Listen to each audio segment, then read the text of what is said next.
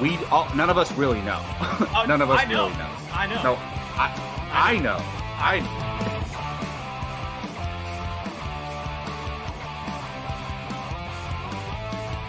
Perfect timing, Keith. Keith, what's up? Your favorite movie of all time, F9. Oh, good.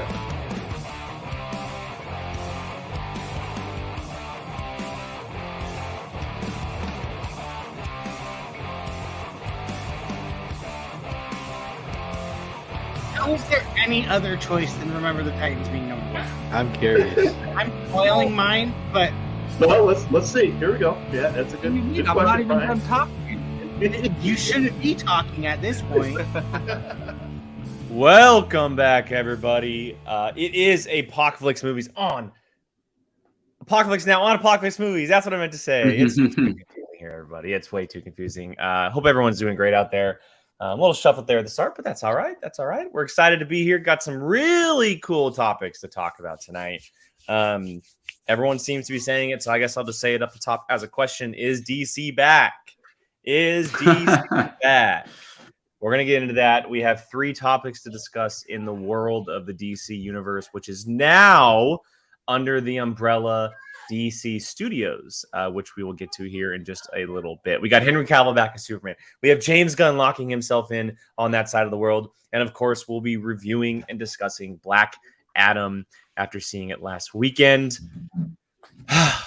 Let's go ahead and see how everybody else is doing. Brian, I'm going to go to you first, sir. How you doing over there? Doing good. Definitely not used to this cold weather, but I am enjoying it. It's much better than the Sacramento heat.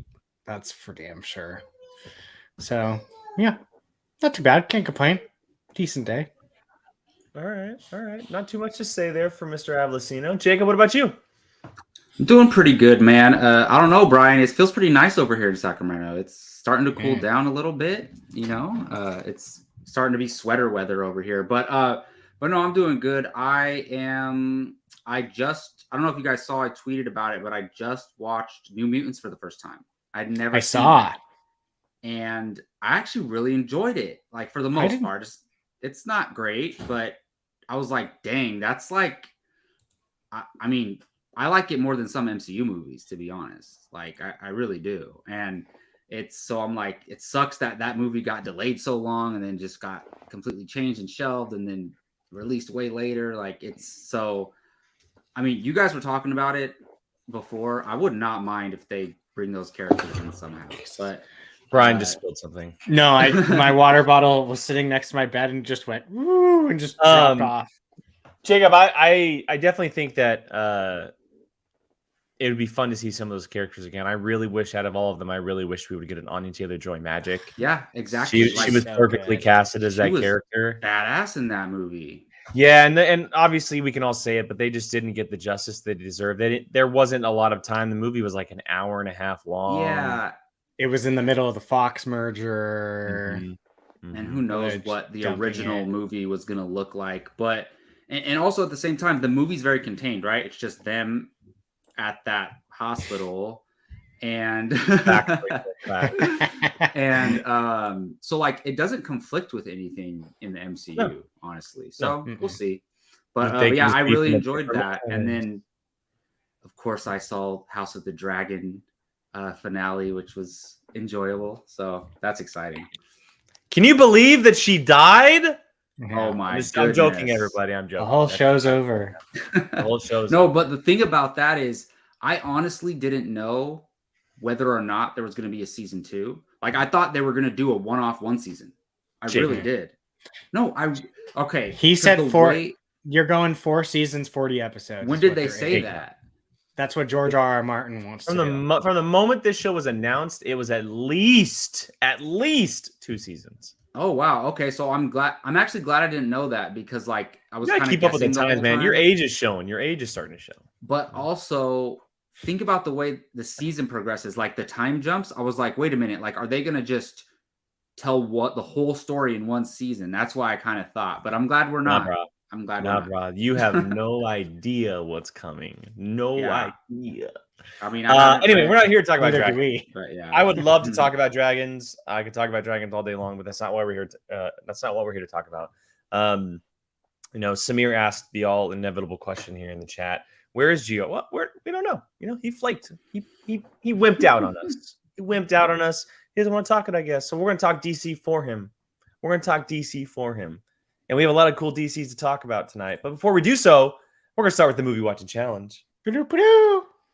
Brian, you got to get better at that, my guy. That was so much better than last week. What are you talking about? But it wasn't even close to your top one. Wasn't even close to your top one. You got to get it. You got to get it. No, I was challenged last week by Brian by a movie that he's never seen before.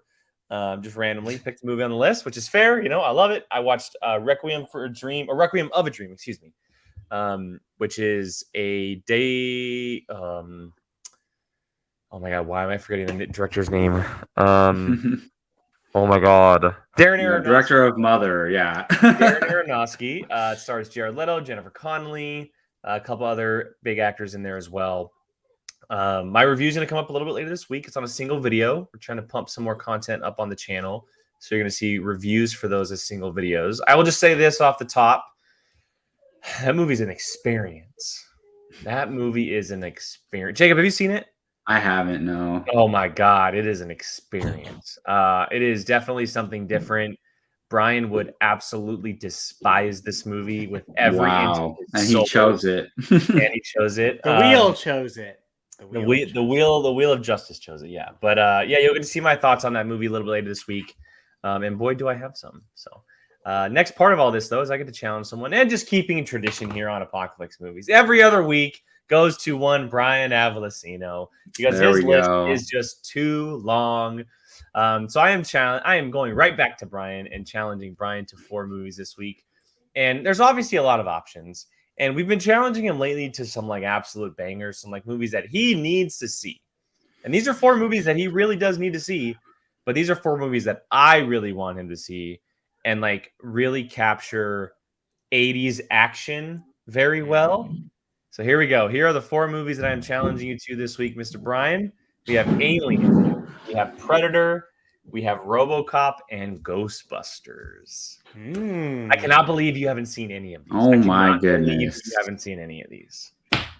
What? Interesting. This is crazy. He's seen sequels to all of these. But he's seen sequels to all these. You're right. Or sequels or reboots. Yeah. I swear I've wait. Is Alien the first or the second one?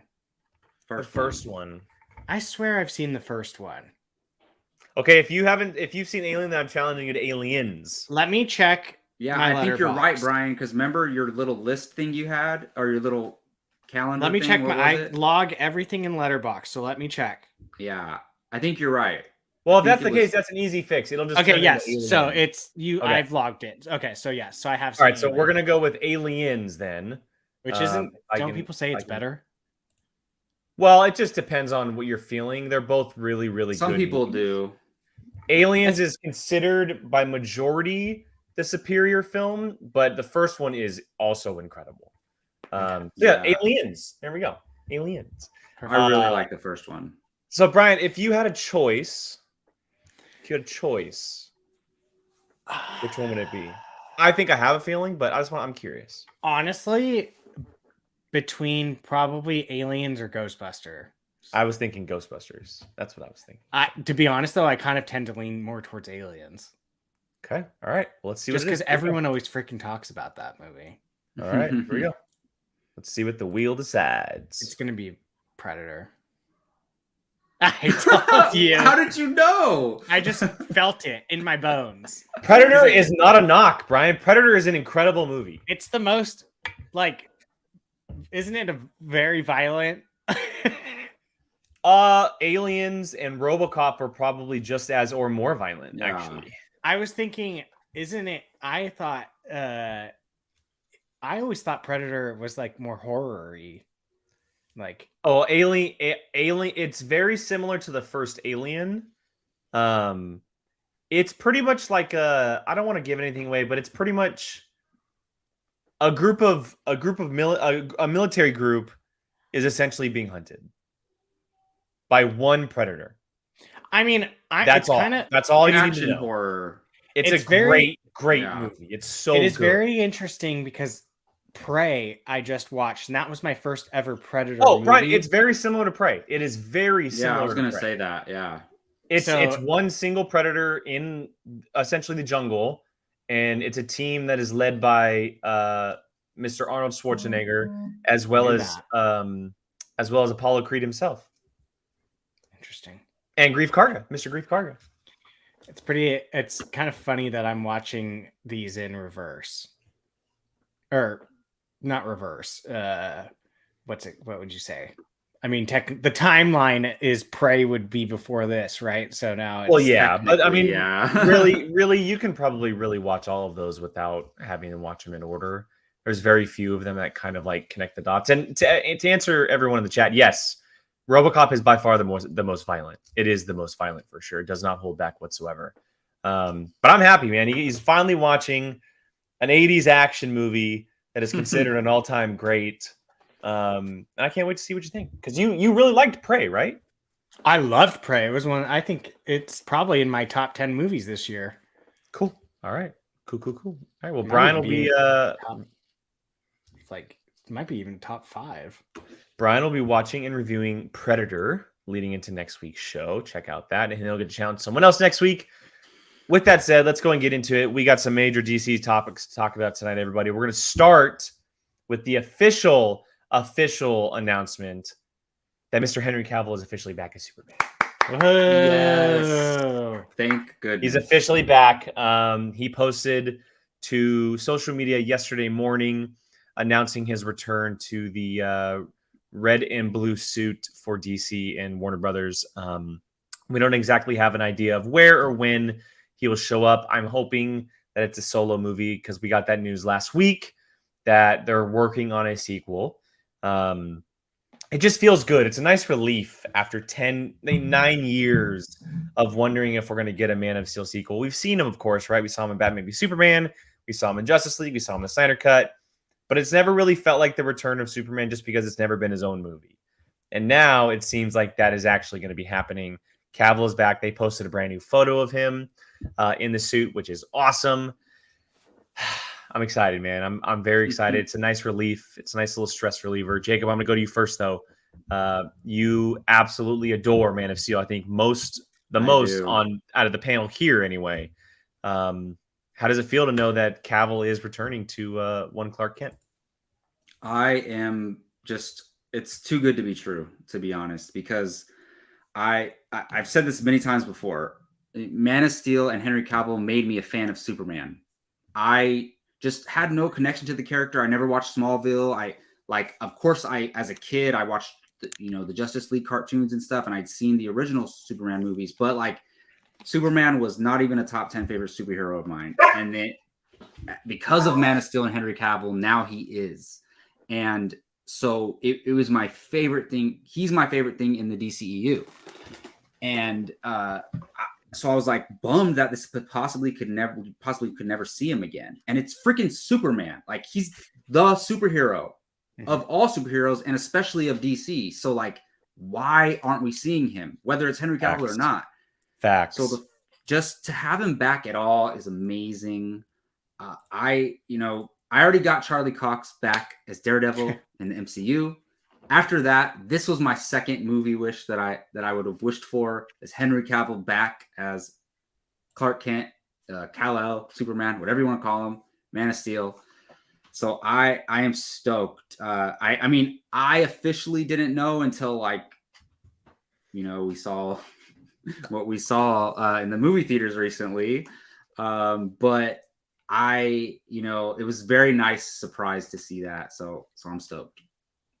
Yeah, I think I have out of the three of us anyway, I think I have the longest connection to the character. Everyone knows that I'm a massive Smallville fan. Yeah. I've watched the series multiple times, and I really like Man of Steel each time I watch it. I like it more and more.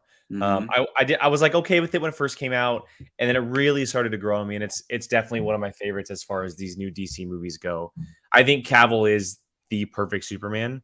I don't think there's a question about it. Like, there's a massive debate between people who play Batman, right, and Bruce Wayne. In my mind, there's no question that Henry Cavill is the Superman. Christopher Reeves will always, of course, hold a special place in our heart. But Yeah. Cavill to me is the absolute prototypical Superman Clark Kent. And I think there was also a big argument about why we weren't seeing this, because we haven't been able to see him dive into the character of Clark Kent. He's always just been playing Superman, right? Like, we've seen him as Clark Kent do a little bit, but most of the time inside this DCEU, he has been Superman. And so we haven't really been able to see the character, evolve and grow like we would in a typical movie series. And Jacob, you said it, he is the superhero. He's the number one superhero. Like, if you put a massive bracket style tournament, I'm sorry, as much as I love my characters, Superman should come out number one. No question. And the fact that we haven't gotten a sequel to a solo movie of his in 9 years is crazy, but it's happening. People have been fighting for it. It seems like the change over at Warner Brothers and now DC Studios is having a major impact. They know what they need to hold on to. And I hope this is the start of 2, 3, 4, 5 Superman movies or stories that we get with this guy who is clearly extremely dedicated to playing the character. There's not very many people that would wait around this long, continuing to say it over and over again like he did. And so I'm very happy that they held on to him and they're moving forward with it, because I think it's a great call. It's a great call. I mean, it's hard pressed to see anyone that didn't want him to come back. I mean, I question your logic if you didn't want him to come back. You should be fired immediately. Yeah. I'm with Jacob. I hated Superman before Man of Steel. Wow. That's a strong word. Because I didn't like him, because I always felt that he just had everything perfect. Like, there was he was just too perfect of a superhero. He has this power now and into this power and just whatever. And he always just seemed No, I know what you mean. Yeah. Too good. I think there's a lot of people that way, Brian. I think there's a lot of people who felt that way. Yeah. And then I get Man of Steel's iteration and Henry Cavill's version, and it made it a lot. I don't know. It made me like, okay, I kind of dig this character. Like, he's actually kind of like vulnerable, and he kind of just like, I mean, I don't know. It just vulnerable seems to be the best word for me to describe it. Like, he wasn't so like perfect. Pure? I get. He wasn't pure. Like, well, because he killed him. Not even that, but like he had very much human emotions of like, he felt the most relatable, I think, of all the Supermans. And I think that was a big thing, because there's always a certain part of you that wants to relate to these characters, right? In some capacity. And for me, at least, Superman just never was relatable. He always just seemed to just be so perfect, and that's not who I am. So how do I relate to that? So for them to just not use him is just so mind-blowing, because he's so good at it. Like, and it's just, yeah, it would have been an absolute travesty to not use Henry Cavill as this character moving forward. Like, I remember when they were saying like, oh, now they're going to use Supergirl or Michael B. Jordan's not Batman, Superman. I was just like, no, like, give us, like, we can do those, but like, give us. We want to see Henry the dude. Cavill. Yeah, we want to see this one. And I mean, who would have ever thought that The Rock would be the one to give us freaking Superman back? But I'm so glad that smarter heads seem to have figured this thing out, because he's perfect for it. He's literally perfect for it. And I know we were talking about at some point, like the rumor mill was that he was going to Marvel. And even I think all three of us were like, I would rather see him as Superman still. Yeah. Like, I mean, I have no problem saying I prefer Marvel to DC. I love DC though. I would love to see them succeed. I want them both to succeed. But I would rather him stay Superman. So hearing that you're getting that, it's like good. Like, let's build on that one. Before we move on, I just got to throw a quick question dart at you guys, and this is off the top. But if you had a choice for a villain for the sequel, who would it be? I immediately want Brainiac, but I almost That's what kind I of want too. I want Brainiac. I do want Brainiac really bad, but I don't know if I want him right away. Like, I don't want Lex Luthor. I don't want either. Lex. I don't think Lex is the right time or place right now to bring him back. I want to see Brainiac on screen so bad. So bad.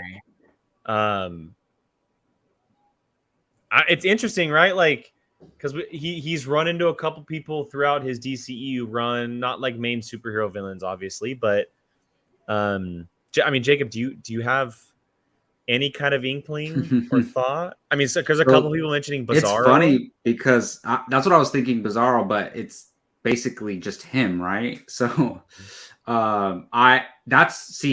you just brought up the debate with Superman. What problems do you present to him? Who do you bring in that poses him a threat? Himself. And also, but also, like, does it have to be on Earth? Does a Superman story have to only take place on Earth? Is the thing? Not necessarily. So yeah, I mean, those are the first two ones that came to mind before you guys mentioned them, was Brainiac and Bizarro. But I'm open to anything. I mean, Parasite would be really cool. Parasite's a really cool villain. I don't know if Parasite's a big enough villain to go right off the bat. Brainiac is a one that people are going to go for a lot. I have a shot in the dark director though that has been on my mind for like the last week. He's going to be clear in about a year to shoot a movie. Christopher McQuarrie. Oh, okay. Isn't that the rumor? Is it? Is that a rumor? Yeah, there's like last week there was a whole thing of someone. I have not seen a single tweet or anything saying he's going to be directing. I swear to God. This strictly comes from my Mission Impossible love. Hey, exactly. I was going to say, we've seen him work with Henry Cavill before, right? That was that was news for a couple of days last week that he was the one that they were circling. I mean, I was in New Orleans, so I clearly missed that. Like, I'm pretty sure that was the. I had no idea. I had no clue. That would be a great. This strictly comes from my love of the Mission Impossible franchises and what he's worked on. Obviously, helping with Top Gun, doing Jack Reacher. Jacob mentioned it. Henry Cavill was in one of those movies. Mm-hmm. I mean, come on. Yeah, it was a whole thing for a little bit. You know who I also wouldn't mind? Because I almost don't want. I want Brainiac really bad. Like, I think he'd be fantastic, but I also think he could be like a build-up villain almost. Well, he's a big-time villain, someone who can really pose a threat to Superman. Yeah. So, oh no, they already did him. Never mind. I was thinking of. I always say, it's either Metallo or Metallo. Metallo. Oh yeah. I think Metallo's really cool. The Kryptonite guy, and they can do something visually cool with him too. I think he could be a good like villain for a sequel. Like, you don't immediately, and I'm not knocking this, so please don't come for me, whoever hears this. Snyder used a lot of the best villains right away. I was going to mention Doomsday, but I forgot he was used in BVS. Yeah. I mean, so you got Doomsday, you essentially got Darkseid and Jor-El, like boom, boom, boom. Like, those are like a little bit of Lex He hasn't Luthor. faced Darkseid yet. I mean, They're I wouldn't saying they're mind- going to do Darkseid inside a Superman. in solo just movie, a Superman movie. Exactly. Yeah, there's I no mean, way. So I mean, It's possible. I don't know if you immediately want to throw Brainiac right away. So Give me that's- Toyman. We'll see. I think They do something really cool with it. Toyman or Livewire? Give me Livewire. I think Metallo. I'm pulling my Smallville love. That's what I'm doing. I'm pulling all the Smallville villains out of the hat right now. Just Hear me out. What Booster if Gold. They make Lobo a villain, Someone at said that in the first. chat, actually. and then like they always do, they team up. I don't know. I just think Mike K and a couple of people there said it. I do like the idea of Parasite. Parasite could be a really cool villain. It could definitely be interesting. Derpy here has a comment that I wanted to bring up. He says, "Here's what they should do: soft reboot with the Flash movie, erase the Snyderverse timeline, then solo Batman film, solo Superman, solo Wonder Woman, solo Flash, then Justice League, introduce Martian and Green Lantern." I mean, it's kind of what they were already doing with the Snyderverse, but they skipped a couple solo movies. yes. Yeah. Please build solo movies first. Well, I've said this for a while. I don't think DC should focus on building a universe right now.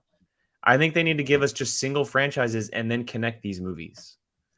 You can't the card is so behind at this moment, and we're going to get to it in the next topic. I don't want to speak too much on it, but they need to focus on making movies, not trying to build to Justice League. You can do that in a little while, and I hate making the comparison, but the comparison has to be made.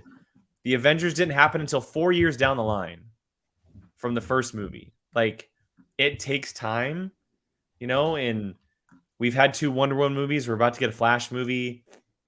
We have Robert Pattinson's Batman, which more than likely won't connect to Henry Cavill's Superman. They need to kind of just do their things right now and make good movies. That's just what they need to do. Because build a world. They try to connect too much. They try to connect way too much, and it just didn't work. It just didn't work. They tried to jump they took too many steps at once, and they just fell right on their face. Right? They need to slow down and just make some good movies. Make a Superman movie. Make the Flash. Do the Shazam 2. Maybe a Shazam 3 or Black Adam 2. You have Aquaman 2 coming out, and then kind of start weaving the pieces together. You have a little bit of time. Part of me just kind of wishes, and I don't want to dive into the Snyderverse type stuff. Part of me just wishes they would have just but I do love these characters and actors portraying them, so I don't want this. But part of me almost just kind of wishes that was just kind of a Dark Knight saga type thing where it was just 1, 2, 3. Here's the story, because he clearly had one storyline of the Darkseid storyline. That seemed to be the overarching thing. I wish they would have kind of just stuck if you wanted to do that, do that, and then have these other solo because if you had solo Wonder Woman right now, if you had Man of Steel, probably that if you would have thrown that Batman versus Deathstroke movie, Aquaman, and who else am I missing? Wonder Woman. I don't know. Yeah, Did you say Wonder Woman? Yeah. Maybe a Cyborg movie. You would be set up great right now. All the solos, Man of Steel, great. Wonder Woman, great. Aquaman, Shazam. That's who I was missing. Shazam, great. All these first starts of their movies would be great starting points. We haven't seen Flash, so start from the solos. Build us a world that we want to be invested in. All right, before we get into that, because this bleeds right into what we're talking about next, so we continue the conversation. But I want to cut the Superman talk and move into the James Gunn stuff, because this all comes into play with the James Gunn stuff. Let me go and break this James Gunn stuff down real quick. So earlier today, Hollywood Reporter dropped a bomb. It was 1, maybe 12, 1 in the afternoon here in California, and I'm scrolling across Twitter, and boom. It says James Gunn, Peter Safran to lead DC film, TV, and animation division. They will be co-CEOs of DC Studios, renaming itself and no longer called DC Film. They will be a part of Warner Brothers, just as Marvel is part of Disney. We can make the comparison there. Okay, it's natural to make the comparisons. That's what we're doing.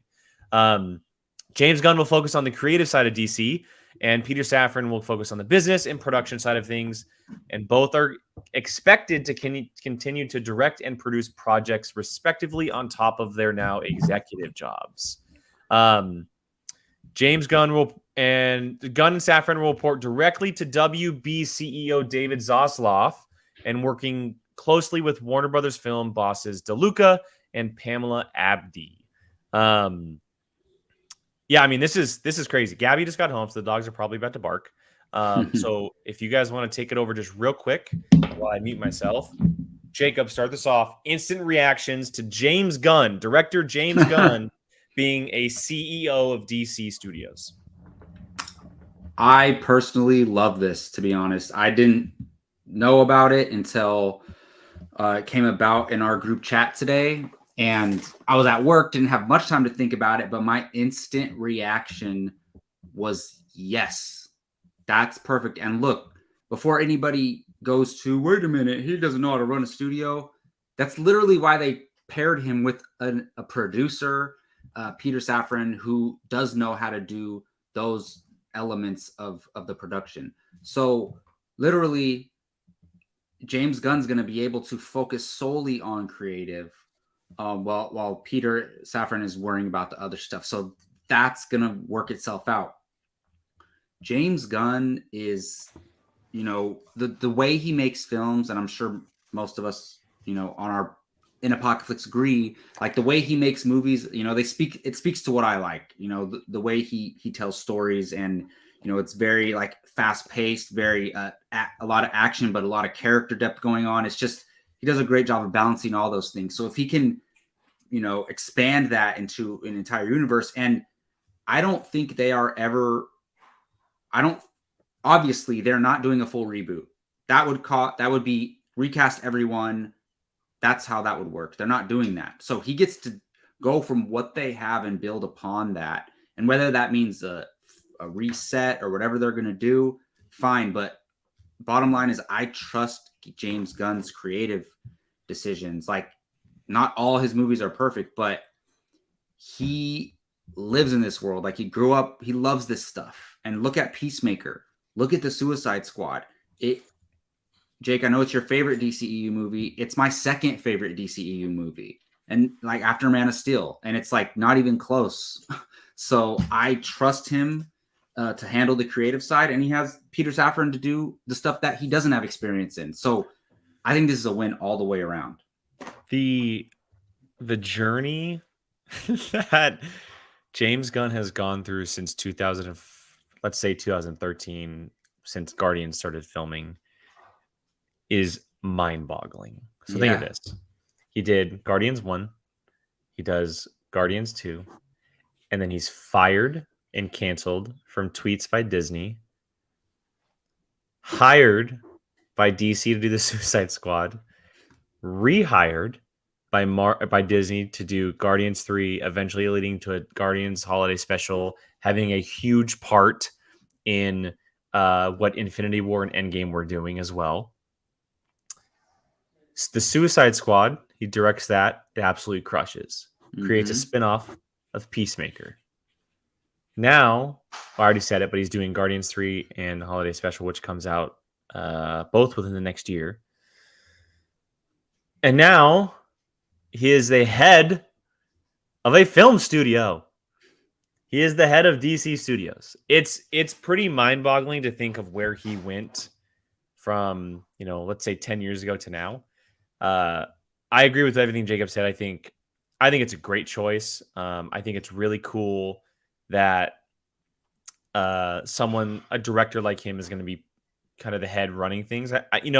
We can make the argument that, well, they need a Kevin Feige like. You don't necessarily need a Kevin Feige like. You need someone who is, one, committed to the idea, right? Committed to the project, willing to work with people and work with everything creative. And we know that James Gunn is very creative.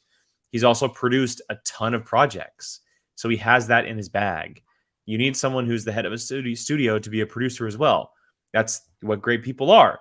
Kevin Feige is a great producer. Kathleen Kennedy is a great producer. We've seen it throughout time. And then Jacob mentioned pairing him with someone who knows the business side of things, and that's awesome.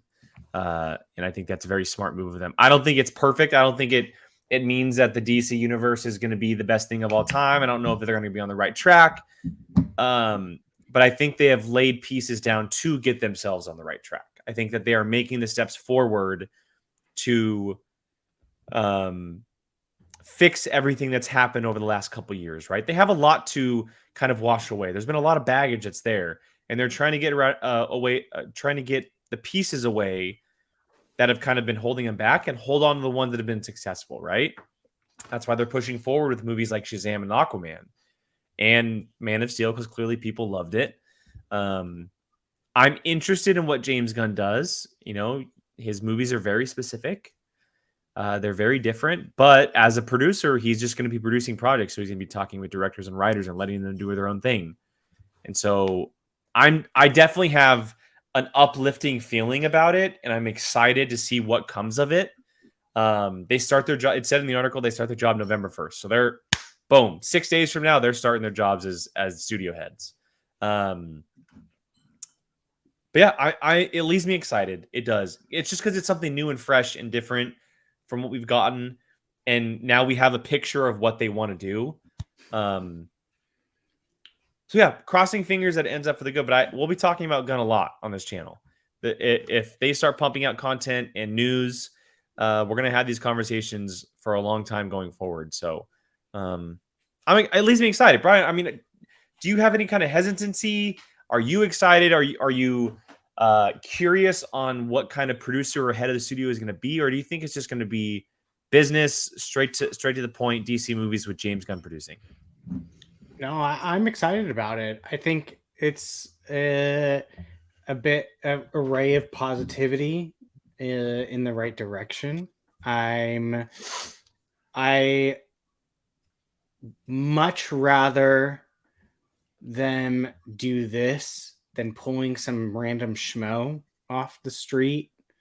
I mean, I think he is someone that's going to respect the property of DC.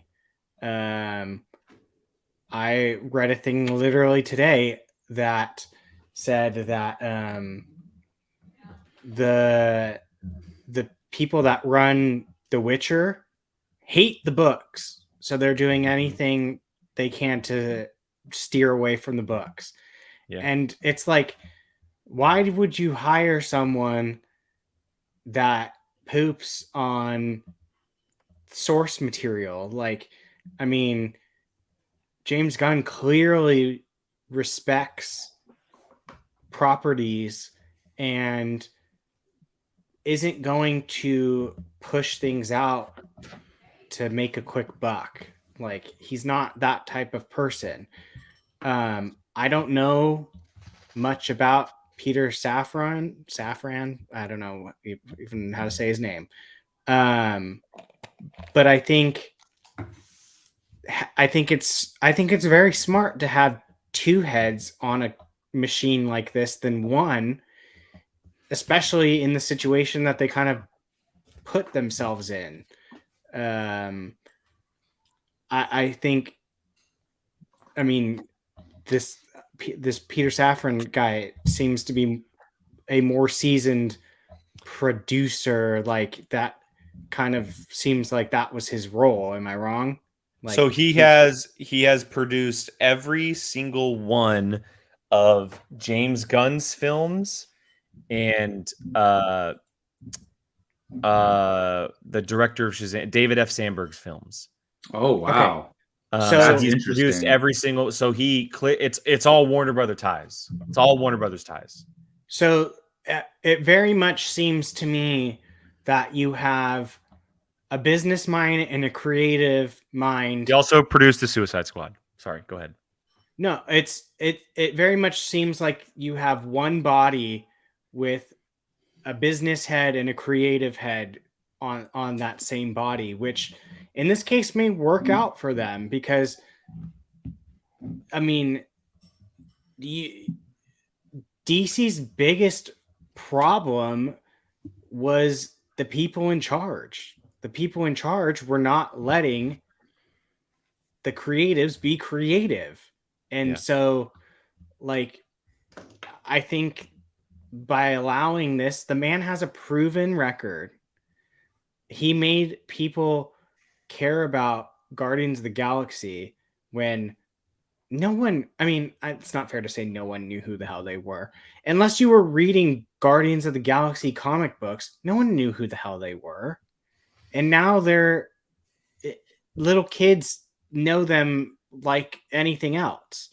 I mean, Groot and Rocket, like everyone knows those characters. So I think he's, a very good choice to do these types of things, because I think his biggest plus is that he cares about the source material, and he's not someone that pumps stuff out to pump stuff out. Like, he has said multiple times that Guardians is like, he infuses part of his life into their stories. Like this Guardians 2 was a tribute to his dad. Guardian 1 was a tribute to, I think, his mom. And the third one's like a tribute to him or something like that. So like he's going to put a lot of care and time. And I think Karen makes a great point, is that Feige and him are good friends. I don't think that if Gunn was to call him up and be like, hey, what do you think about this? Feige would probably be like, yeah, man, like giving him advice. Mm-hmm. At the end of the day, no one should be only Marvel, only DC. If you love comics and comic book representation, you want everything to be successful. And who knows? Like, this could be a beautiful symbiotic relationship between the two, that now they can both thrive in the best of both worlds. So I'm excited. I think this is a step in the right direction. Is it the cure all be all that's going to make everything better? I don't freaking know, but it sure as hell is a step in the right direction. I don't think anyone, if you can't even deny that or think that this is a step in the right direction, that's exactly what it is. It's nothing less or more than that. Like, yeah, it's a step in the right direction. Yeah. So I'm excited. You heard it here first, everybody. Brian said it. In just a few short years, we're officially going to be getting a Marvel DC crossover. That's what Brian was implying. Brian was implying. I'll say this: if you ever hoped for that, this is a step towards that more than it was yesterday. I just want to correct myself. If I said James Gunn movies when I was saying Peter Safran produced, he actually produced all of James Wan's movies. No, you said James Wan. Okay, if I said, I'm not sure if I said James Gunn or James Wan, but he does all of James Wan's movies, which is very, very interesting. Obviously, some big ties there. A lot of movies. He does all of the Conjuring films, every single one of them. No, look, there's obviously not a whole lot to go off of right now. It's just an announcement of who's running the studio, but it leaves us very excited, and it leaves us probably with a lot of things to talk about going forward. I bet we'll probably have some announcements in the new year. After we see things like Shazam and Aquaman 2, possibly after The Flash as well. Because then the slate is pretty much open and free for whatever they want to do. I don't know how long they're going to take, and go ahead. I just think you kind of said something remind me with the James Wan. You know sure as hell that James Gunn is going to respect directors like James Wan and stuff and let them be creative, and that is nothing but a plus compared to what they were doing before. Yeah, absolutely. If I may ask one of our panel members to stop arguing in the chat with one of our watchers, I'd appreciate it. Or maybe that's we want to respect our viewers. We want to respect them. Yeah, no, just kidding. You can go after that guy Gabe all you want. I don't care. Oh yeah. All right, let's get into it, guys. We only have a little bit left on the show, but we got to talk about Black Hat. We got to talk about it because this is obviously what the show is supposed to be about. Obviously, it was going to be the show tonight until all this chaos started happening. Let's talk about Black Adam a little bit. The three of us saw it together on Thursday evening, and we've been sitting on it a little bit. We put our quick little instant reaction out of the theater up on the YouTubes. But now we're going to dive into some spoilers. So spoilers ahead for Black Adam and everything that the movie is. I'll start us off by just saying, what is happening in the chat right now? Like, what the hell is I don't know what's going on. Those comments do not reflect all of First Round Fantasy. Just got to say, it's, just half. Single individual. Just half. No, look, I'll start us off by saying this. Look. Oh God. I think I was the most hesitant going into this movie out of all of us on this channel. I think it's very well known. My thoughts on the trailers and stuff leading into this movie. I said it in the reaction. I had fun with the movie. I had a lot of fun with the movie. There's a lot of enjoyable parts. Some of the characters, if not most of the characters, are really, really, really well done. I thought the action set pieces were great up until the very end, and I'll talk about that once we get there. It has nothing to do with the actual fighting part. It's more about the visual side of it all. But the story is where I kind of hold back a little bit as far as a movie, start to finish. It just, the story didn't hit for me as much as I wanted it to. I thought the characters were a lot of fun. I thought the action was fun. I thought most of the visual effects were great. And we'll get into some of the stuff that maybe I didn't like here and there, but it's a plus from where I was, because I wasn't negative going in, but I was definitely walking in thinking I wasn't going to like this movie. I didn't have the best reactions to the trailers. I just thought that it was going to be a little bit of a bomb. Wasn't really feeling it, and I ended up walking away pretty nicely. So yeah. Jacob, I'll go to you next. A little reaction review of Black Adam before we dive into the specifics. Yeah, I mean, I had a fun time with it, to be honest. When I was watching it, about 75% of the movie we're through it, and I'm like, I'm really liking this movie. I actually really dug it. There are certain things that were weird, but whatever, for the most part, I was enjoying it. And the end kind of falls apart a little bit, and I think a lot of people, they go away with that sour taste of an ending in their mouth, and they're like, oh, the whole movie sucked. And I'm like, wait a minute.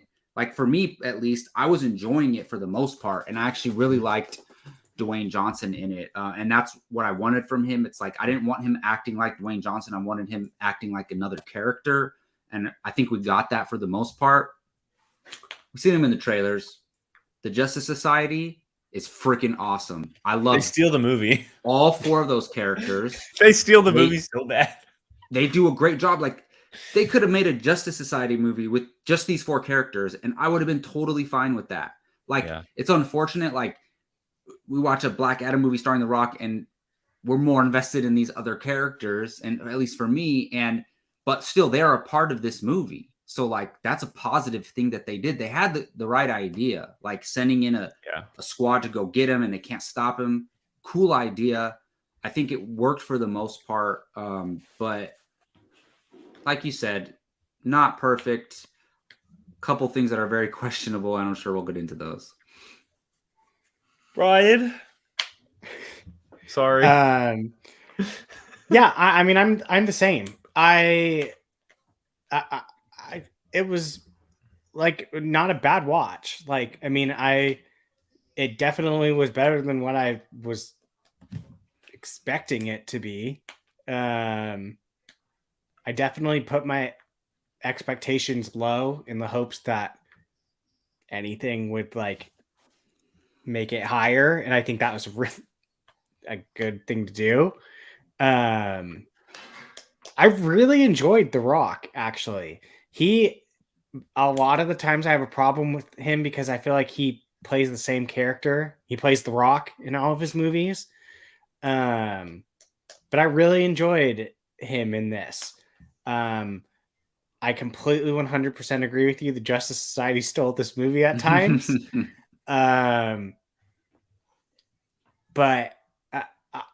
it wasn't bad. It's just, again, step in the right direction, I think. With a few things that maybe could have been changed, but other than that, I mean, I didn't walk out of it going, "What a load of garbage that was." So, yeah. Yeah, I mean, I don't know what kind of I don't want to say negatives because they're not really negatives, but maybe things that you didn't like about the movie. I'm not sure what you guys have specifically. For me, the things that I kind of walked out of, the things that I walked out of just being like, it didn't really work for me. One, I thought that having the mother and son in there the entire time was too much. That was one of mine. They shouldn't have been in there from the very and the thing is, I like them, but yeah, they're in it way too much. They're literally, you can consider them co-leads of this movie. They're in it more than the Justice Society. Yep. Honestly, if you track the screen time, do they have more screen time than The Rock? Yeah, and I have nothing like I thought the story idea was really cool. I thought the connection that they had with Teth Adam was really cool, but kind of phased them out near the end of Act 2. Somewhere in the middle of the movie where it just becomes straight up superpowered versus superpowered. They don't need to be there. And them being there resulted in the Rise of the Dead zombie walking things that did not need to happen. The third act kind of just like fighting. The third act kind of just blew up on itself. And we've seen it with tons of movies, specifically superhero movies, that the third act just kind of goes way overboard. And it's not exactly how I felt, but it's similar how I felt about the ending of the Batman, where the Batman just kind of like, it went from the super grounded story to now the whole city is in flooded territory. Like it just kind of like upped the ante really quick. And that's a movie that you love too. Like, and I love that movie. I absolutely adore that movie, but the third act kind of just went a little too far in the movie. This one with like the zombie walkers and like we know the idea of Sabak, but we got no real backstory or connection to him whatsoever. He just got a backstory, but you didn't get connection. You didn't care. He got a slight backstory. Like Jacob asked me in the middle of the movie, he goes, "Wait, do you have to be related to Sabak to become Sabak?" Like that question was never answered. Like I think it was just fulfilling his great whatevers. But he was related to Sabak. Like, and again, it wasn't terrible. It was not awful, but it wasn't as good as it could have been. It wasn't as tight as it could have been. I also had some just small moments in the movie that I didn't really enjoy. Like there's those moments where The Rock is kind of, when he's first becoming Black Adam and he's flying or he's punching things, and like when he's fighting the army. I love when he speed flies and punches people. Well, yeah, but visual. I don't like when all of a sudden this random quirky music comes on. Okay, so would you stop saying all of my things? I'm talking, so I'm saying what I want. You said 2 already, and they're both ones that I have. Does he know that those are your things? No, I don't. He doesn't get to name everything. I cannot stand when movies just feel like, let's have a little fun. Let's put some really quirky music over this scene. I'm sorry. He's killing people. He's supposed to be this big bad, and you're putting like this rock pop music over the top of it? No. I agree. Like, why don't they just play the score? Like, yes, just play the score. Yeah. Like make a score for that action scene, you know? Okay. Yeah. So Jake said my 2 main things. The 2 things that I had the biggest problem with was the kid, specifically. The 2 humans were in it way too much. The kid, especially at the end, he was, I found, extremely annoying at the end. That I just couldn't handle. I don't know what it is with these movies, but this was it. When he tried to be Quicksilver. Do you guys remember that scene? No. The super slow-mo scene? Oh, well, yeah. Where he put the grenade in the guy's mouth and all, like, yeah. Come on. So sorry, Brian, go ahead. No, well, I hate when they put normal music into these like scenes. Only certain movies can do it. Well, the two biggest standouts for me now is this movie and when they did the Pitbull song randomly in the desert in Aquaman. Well, it depends on the movie, right? Like Guardians, they have a story element as to why the music's there. Yeah, there's a Captain Marvel. She goes back to the 90s, so they're playing 90s music. Like there has to be, like, you have to make it fit. They just brought it in out of nowhere for no reason. Well, the reason was that he was Black Adam and the song was titled Paint It Black. But like it was, to me, unnecessary. Some people might have liked it. That's fine. But to me, that was one thing I just didn't like. It turned it from being like a believable kind of serious moment to an absolute cheese fest. Yeah. For like 2 minutes. Like that action scene was really cool. You know, it was really cool, but then you put that music over the top and it's just like, okay, this is cheesy. Yeah. I wasn't a huge fan of it. But I don't want to sound like we're being negative about this movie because we're not. Let's talk about some good things. Well, Jacob, did you have anything? Well, the thing for me is like, okay, I get the music doesn't work in that scene, and I agree. Like, but I think I don't mind the slow motion part in the scenes where it's from Black Adam's perspective. And I said this walking out of the theater, like because he's like in the sense like Superman or like the Flash, like they move way quicker than everybody else. So like just because we've seen it before in Days of Future Past, whatever, doesn't mean another character can't do it. Because like otherwise, why can't we see that? Like, why should we never see that again from a person who moves just don't quickly? Put the music over the top and it's fine. Yeah, that's fine. And so it's like, but there is slow motion in this movie that is not from Black Adam's perspective, which is completely like, no, there's no reason for this. Like, it's completely unnecessary. And that bothers me. But the scenes where it's like, oh, he's just seeing things and it's like, to him, this is how slow everything's moving. Like, I'm cool with that. But like you said, the music it doesn't fit. But so here, while I agree the mom and son are in it way too much, there should have been a point in the movie where like, okay, they're gonna go out of harm's way, and then like you said, Jake, only superpowers involved going forward. There was no need for them after Sabak came back to life. Exactly. And so the things I did enjoy about the kid and the mom are when Black Adam first wakes up in the house and the kid's talking to him and kind of giving him the rundown on what the world's like these days. And how it's changed since he's been asleep and all that stuff. And that's what I appreciated about Dwayne's performance is that like he kind of did his best version of Dave Bautista in Guardians, where it's like he's kind of naive and he doesn't really understand what's going on around him. And the way he's reacting to things are funny to us because like he doesn't get it. Right. So I thought that was pretty cool. There's a few like lines in there that he says, I can't think off the top of my head, but that went pretty well, and that were actually charming between him and the kid. But it's like at a certain point, it just went on too long. But I did like their relationship because, like, first of all, he lost his son, right? So it's like it kind of reminds him of his own kid, but also it's like the Black Adam character is like, and they say it a million times in this movie, he's so dark, right? And it's like that kid brightened him up a little bit. So I did like that. That's fair. I think my favorite thing about Black, the character, is that he consistently didn't really waver in like, I'm gonna kill people. Like, I kept waiting for him to be like, okay, fine, I won't do it. And he never did. That's a great point. He consistently was like, I'm going to kill these people, to the annoyance of Hawkman.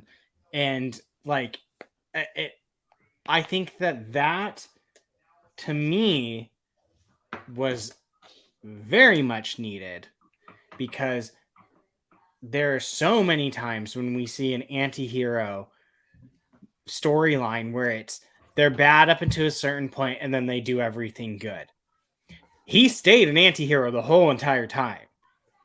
Like, at no point did he like save someone that he like threw. If he threw him up in the air, someone better save him because they're going to hit the ground. So like, I appreciated that they never like wavered for the sake of like, look, he's good now. Like, no, he's still being an asshole the whole entire time. And that was, I think, the thing I appreciated the most, because I kept waiting for that, like, that Rock, like, it's the Rock, so we're going to make sure he is still seen as a good guy, but it never really came. Like, did he save the day? Yes. Did he continuously throughout the whole entire time be a pain in the ass to the Justice Society and kill people? Yeah, he never stopped the whole entire movie. And that, to me, made a huge difference in this anti-hero storyline that we get all the time in these movies, like Venom, for example, like that type of stuff. So I appreciate DC and the creators actually sticking to their guns of like, no, he's going to be this jerk throughout the whole entire time consistently. So yeah. Can we talk about the JSA now? Yeah, Absolutely. Yeah. I think Aldous Hodge is one of the best casted characters ever. Agreed. He is Hawkman. Agreed. Hawkman is maybe my favorite addition to the DCEU. In a long time. Maybe since Henry Cavill was casted as Superman. Like, wow. Like I love Ben Affleck as Batman. I love Jason Momoa as Aquaman. But like, he is perfect as Hawkman. Perfect as Hawkman. So good. The portrayal, and the way that they set him up to be the leader that he obviously is. And he clearly has more money than Batman. Yeah, 100% he does. But just the knowledge, the intelligence, the experience that this guy has is incredible. Mm-hmm. And he never, ever, ever gives up. Ever gives up. There are very few heroes like him in any universe. Marvel, DC, whatever. He is truly a one-of-a-kind character, and I loved it. I think Hawkman is such a rich character that hasn't really been touched before. He was in Smallville. He was in a big part of Smallville, and it was a very good story. He was a little bit in the Arrowverse. Not used enough. He was in one episode and killed. Not used enough. But I think that this could be the start of something really cool for Hawkman. Really, really cool for Hawkman. Specifically because his partner was not there. We have not seen her yet, and they obviously are pretty much tethered together throughout infinity time. I love the idea that he can recruit anybody. Right. It didn't feel like it was just a set JSA team. Amanda Waller asked him, "Okay, who you bringing?" He was picking people depending on the situation, which I thought was really cool. It's like an active roster. Like they don't have a set team right now. No, it was like an active roster that he pulls from, which I think is a really cool idea. It seems like it was just him, and then he kind of. Well, it definitely felt like Fate had been there before, and he hadn't been there for a while, but he really needed the help. Yeah, they have a lot of history together. Mm-hmm. It seems like there's like members that are there that they can when they're called upon. Yeah.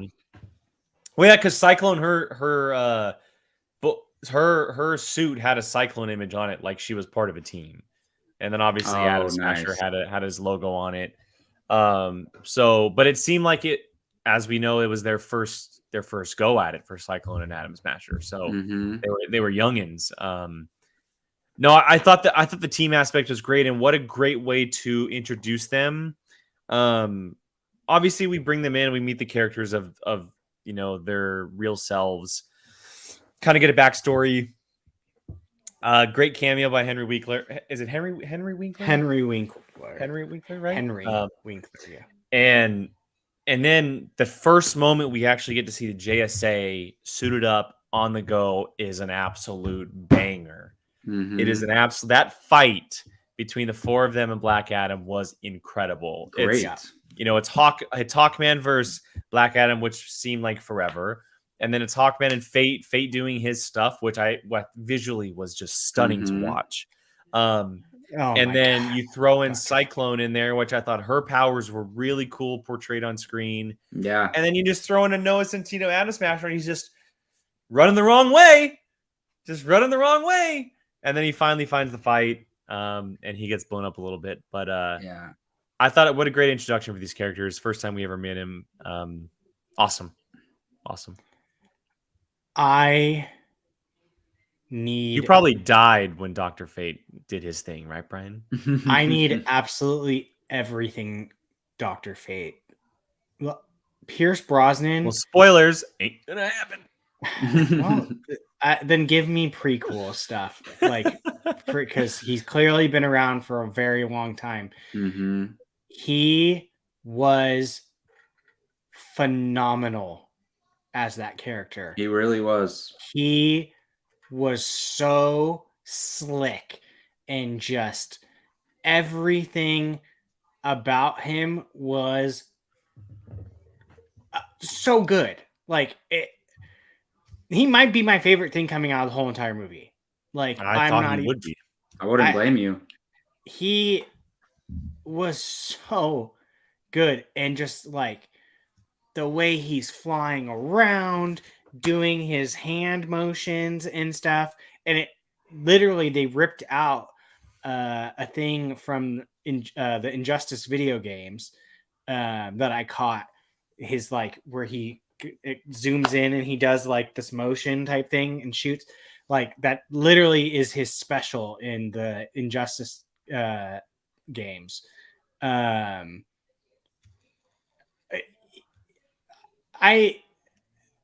don't know. To be completely honest, I kind of dig him more than Doctor Strange right now. Like he was so just like, I want to dive into his like magic realm and just the helmet. Like, I want a Dr. Fate movie, honestly. Yeah, It's awesome. 100%. It's the history. They do it a lot. They do a lot of it in Smallville. It's really, really cool. And it's not obviously perfect in Smallville, but his history and backstory is really cool. That final fight he had with Sabak, where he was basically holding the line against Sabak, was incredible. Yeah. I loved the usage of the multiple fates, and they did it throughout the movie. They did it a couple times.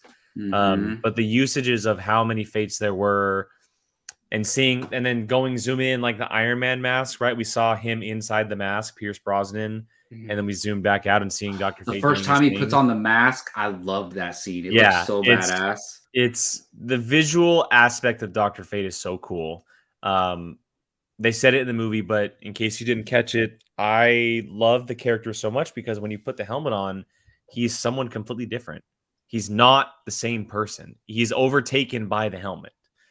You can kind of think of the helmet as an entity, and that entity takes him over as soon as he puts it on, which is why he's able to do the things he can do. And that's why the helmet is basically like a living object, essentially, is what it is. Yeah. And that moment when Hawkman used it too, fire, absolute fire. And they said the helmet will not let you touch it. Like, it was a respect. It was 100% a respect value. The helmet knew it was a respect value for sure. He knew they had a good relationship. Like, the helmet has probably been 100%. Around him a lot. He knew that he needed it in that moment, and Hawkman goes, "All right, bro, let's do this. Let's do this." That was so cool. Yeah, and that was a great moment. A great little twist from us too, because we see it. We're like, "Oh, his vision came true." Oh wait, no, it actually didn't come true, which is really cool. But it wasn't what we thought it was. Yeah.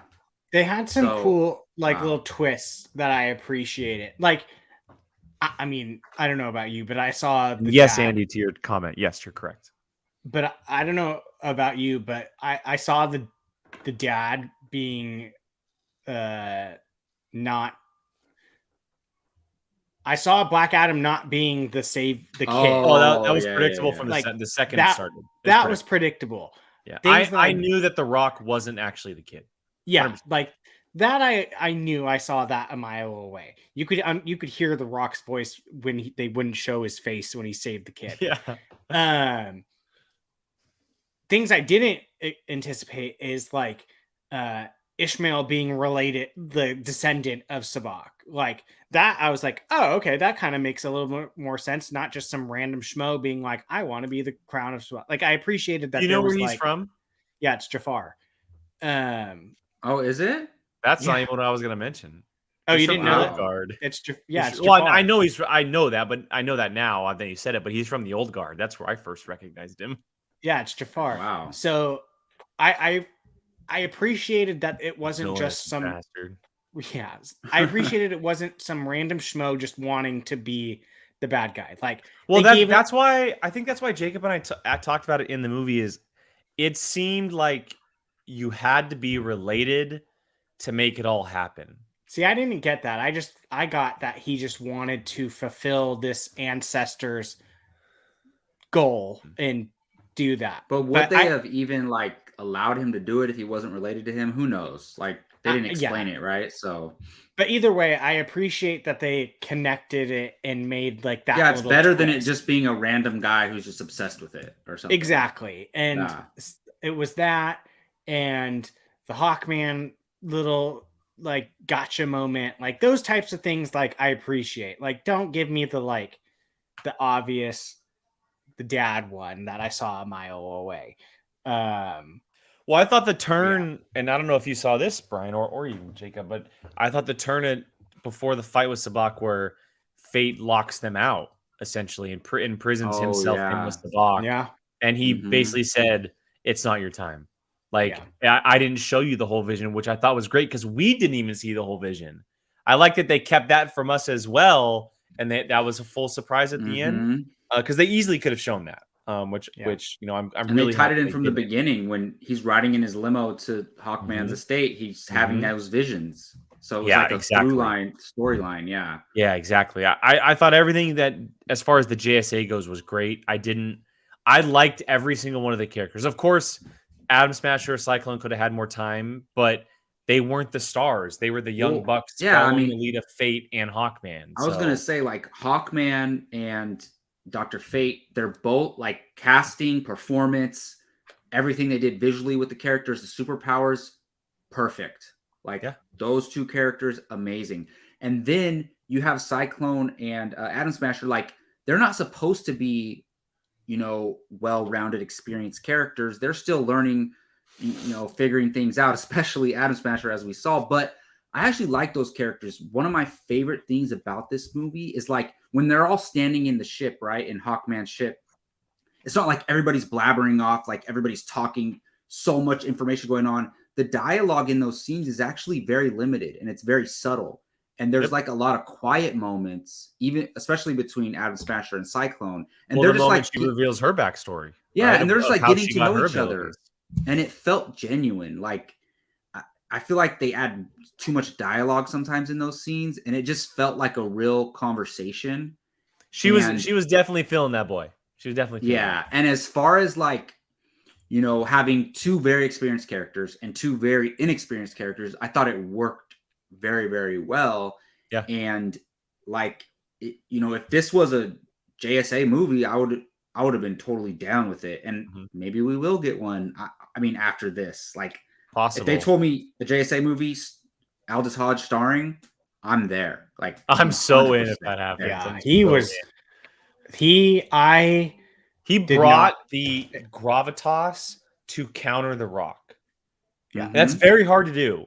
He really did. And that was his one job, and he successfully did it. I was not expecting to. I've always liked the character of Hawkman, but I had no interest. Like, no. Well, I didn't know the actor. Like, I didn't really have any connection. Just from Invisible Man, Agents of S.H.I.E.L.D., Invisible Man. Yeah, but I mean, like, so I was just kind of like, okay, I didn't expect to like immediately walk out and be like, holy crap! For the love of God, please give me more of him with other characters. They need, for the love of, I can't remember the last time I've hoped so hard that they bring someone back to life. Because Pierce Brosnan, I don't want anyone other than Pierce Brosnan playing Dr. Fate. Like, you can't give a performance like that and then give us someone else. they could find a way, but I think ultimately it would probably end up being a different Dr. Fate. Probably. And it's funny because I saw Pierce Brosnan said that he was like, this was so amazing and so much fun, and then they go off and kill me. And he was genuinely like pissed off that his character got killed off. It made the most sense though. It did. And for the story, it made sense. But like, if you don't, you need to capitalize on him in a prequel of something, because he was. It could be like, this took place 6 months before Black Adam. Like, just do another movie. He said in the movie he's been around for 100 years. He's been around for 100 years. Like, literally put him through. Give us like some, I don't know. He's in the 70s in anything. I just need more of Pierce Brosnan playing this character.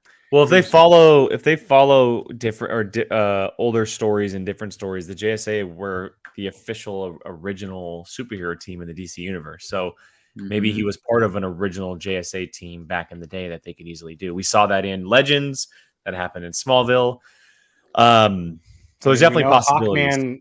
Hawkman pretty much just keeps living, so it's not. Do we know? Does Hawkman? So if Hawkman just stays alive for his entirety of his lifespan, does he age? Like, does he age up to an old man and die, and he's reincarnated? Yeah, his life. They just. It's a giant cycle. So do you guys think that, like, in this continuity, that like, so his previous selves like built that wealth, and every time he's reincarnated, he just goes back. Yep, this is my house. Like. Probably. That would make sense, it would right? make more sense. Yeah, it'd make more sense. And then whoever his like staff are or whatever, they would know. Maybe they know that it's him. I don't know. Who knows? I mean, Amanda Waller clearly knows who he is, so it wouldn't matter. I mean, like, honestly, if you were to put together like, all right, here are the top 10 characters in the DCEU right now. Hawkman for me is 100% in that list. Top 5, like, easy. Yeah, I mean, easy. I wouldn't argue. Yeah, and so like. The thing for me is like, whether or not you like everything going on in the DCEU, they got a lot of good things going, and like they introduced a few in this movie. For sure. It was a promising move in the right direction. And I throw Black Adam in there as well. Like, what, not the movie, but I'm saying the character. Like, I'm excited to see the character continue. I'm excited to see where the character goes. There's obviously some repercussions that he's dealing with. We know at the end of the film, and we can talk about it. We only have a little bit left, so we have to go quick here. But post-credit scene of the movie, we see him have a conversation with Amanda Waller. Amanda Waller basically tells him, if you ever step foot outside your country, I'm coming for you. He responds by saying, no one on this planet can take care of me. She responds by saying, I can make a few phone calls. And lo and behold, Mr. Henry Cavill himself shows up as the Soup, walks out of the shadows, and obviously teasing an eventual Superman versus Black Adam showdown. But I think we're all in agreement that that's not what's going to happen next. No. I think that's just kind of teasing the fact that if it ever does come to it, it will happen, a Superman versus Black Adam moment. I think we're all in agreement that we probably see Henry Cavill next in a solo movie. And we probably see Black Adam partner next to Shazam, correct? Whether it be a Black Adam sequel or Shazam, that's what whether they it should be in the do. Shazam franchise or Black Adam franchise, I think next we see Black Adam next to Shazam. I think that the Shazam world will be made aware of Black Adam's return. And that might be the closest you get. Well, he's not going to be in Shazam 2, but like, if they do a Shazam 3 or a Black Adam 2, like, I think Shazam and him are going to cross paths. I mean, he's literally the missing member of the Shazam family. Like, there's literally an empty chair. I think the next time we see Black Adam, Shazam will be in the movie. Yeah, or vice versa. It just makes the most sense. Yeah. It just makes whether it's a Black Adam sequel or a Shazam threequel.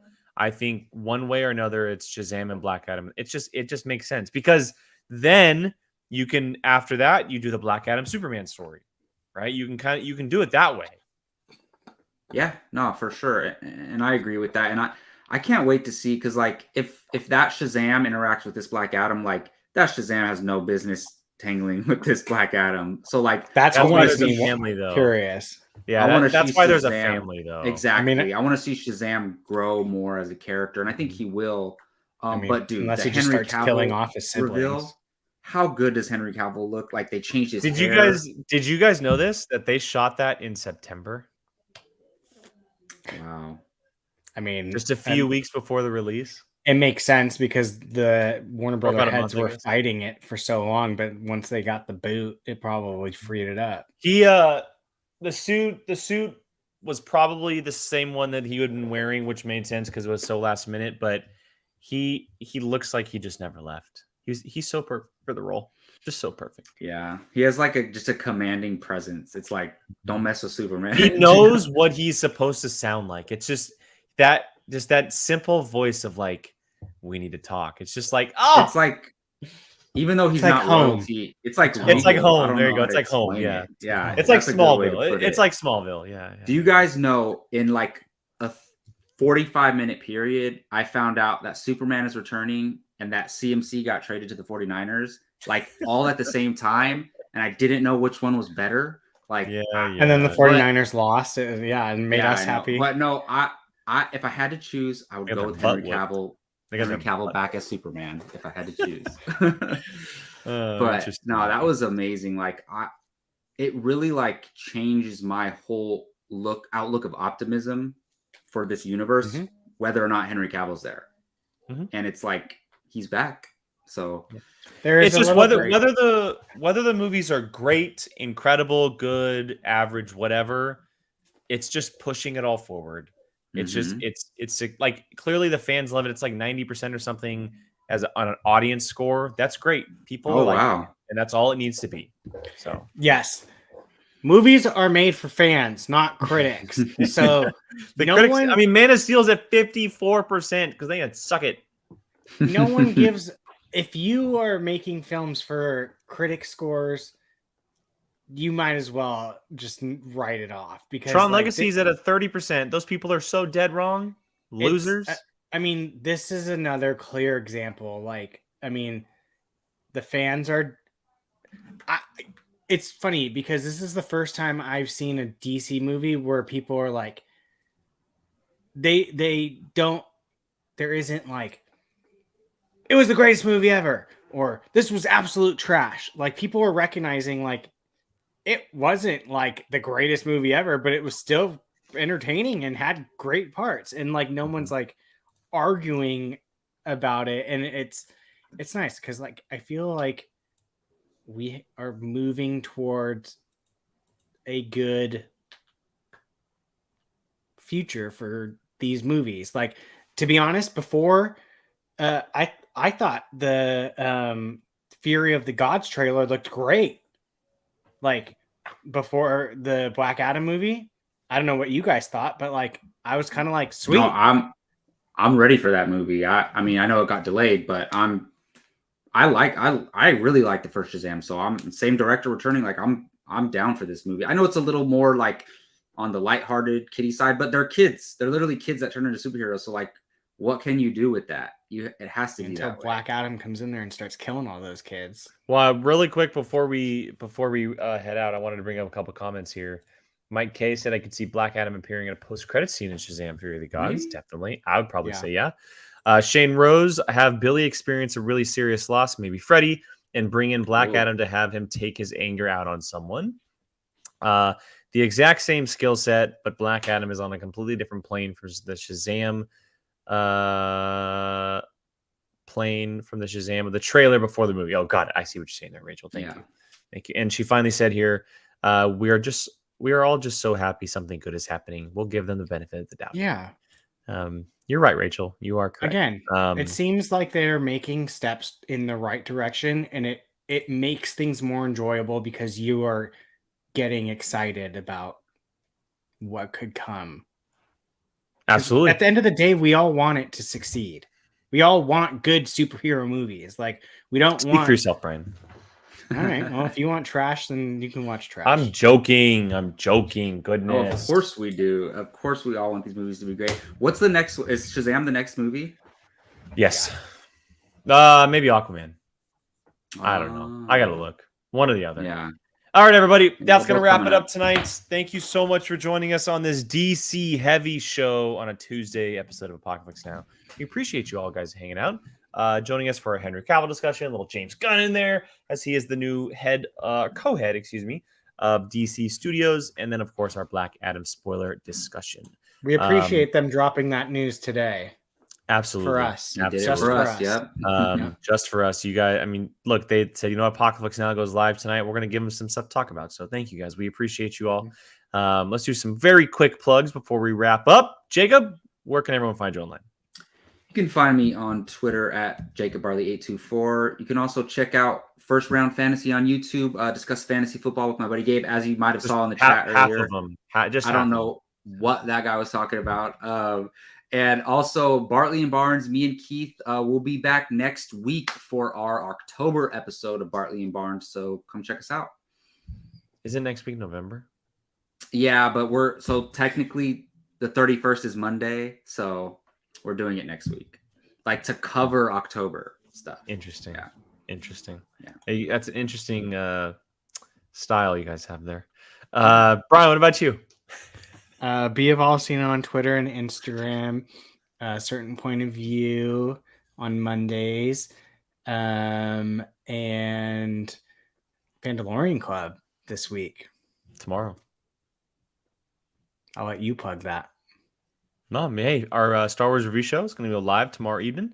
Depending on the time, we're not sure yet. Brian will let you know on the Twitter. We're reviewing episode 8 of Andor, which we are very excited about. And then also Tales of the Jedi comes out tomorrow if you're interested in some Star Wars animation. And we're going to do a review on this channel. We don't have an exact locked date just yet. It might not be live as well. It might just be a pre-recorded review uploaded on the channel. But either way, we'll get you some content on Tales of the Jedi. And as Brian said, POV each week as well for myself. Make sure you're hitting up all those social medias for here on Apocaflix. Everything is in the description. Links to everything that you can find us as far as social media, other channels, all that good stuff. Again, we appreciate you all hanging out with us, talking some DC, Black Adam, all that good stuff. We'll be back next Tuesday for another episode of Apocaflix Now. No decision on what it is just yet, but I know we're going to have a damn good time doing it. So make sure you join us. But until then, hope you guys have a great rest of your week. We'll catch you guys next time.